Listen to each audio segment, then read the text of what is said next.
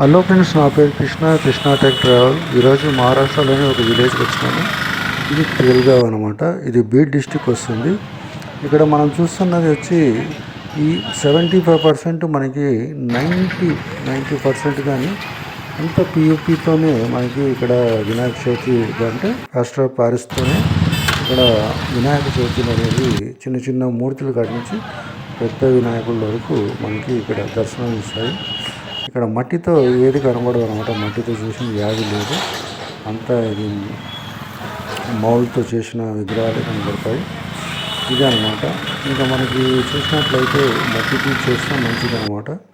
మన చెరువులకు కానీ బావులకు కానీ ప్రతి ఒక్కదానికి మట్టితో చేసి విగ్రహాన్ని పెట్టాలనేది ఆ గవర్నమెంట్ కానీ కొద్దిగా సపోర్ట్ చేస్తే మట్టితో చేస్తారు. కానీ గవర్నమెంట్ స్ట్రిక్ట్ లేదనిపిస్తుంది. Thank you. నచ్చితే లైక్ చేయండి, షేర్ చేయండి, సబ్స్క్రైబ్ చేయండి. ఇదే అనమాట, ఏం లేదు ఇన్ఫర్మేషన్. ఇంకా ఇది మెయిన్ అనమాట సర్కిల్.